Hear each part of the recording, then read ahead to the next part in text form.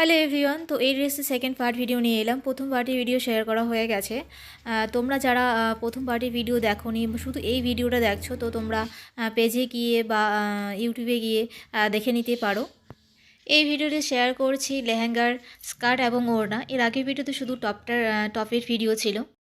এই ভিডিওতে তোমাদের আবারও বলছি, তোমাদের যদি এরকম লেহেঙ্গা, বেবির ফ্রক বা পাঞ্জাবি, শাড়ি, ব্লাউজ যে কোনো তোমরা ড্রেস কাস্টমাইজ করে নিতে পারো, বা মাটির থালা, গ্লাস, বাটি, বিয়ের জন্য যে সরঞ্জামগুলো প্রয়োজন পড়ে, কুলো, পান, যে কোনো তোমরা অবশ্যই আমাকে জানাতে পারো এইসব কাজের জন্য।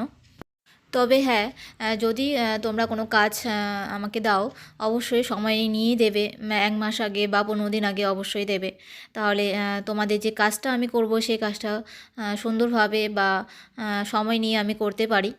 এইসব ড্রেসে যে কাজগুলো রয়েছে না, মানে দেখতে একটু আলাদাই রকম লাগে, আলাদা একটা রূপ নেয়। এত সুন্দর লাগে দেখতে। যখন আমি এই ড্রেসটি প্রথম, অ্যাকচুয়ালি এই ড্রেসটা আমার প্রথম করা লেহেঙ্গা, অন্নপ্রাশন বেবির। যখন আমি ফুল কমপ্লিট করলাম না, ড্রেসটার দেখতে এত সুন্দর লাগছিল, মনে হচ্ছিল যে আমিও একটা তৈরি করি আমার নিজের জন্য। তবে হ্যাঁ, অবশ্যই যদি আমি তৈরি করি তোমাদের কাছে শেয়ার করব।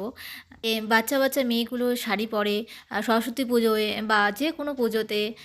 তবে আমার মনে হয় শাড়ির থেকে এই ড্রেস যদি পরে না, আমার মনে হয় আরও সুন্দর লাগবে সেই বাচ্চাগুলোকে দেখতে।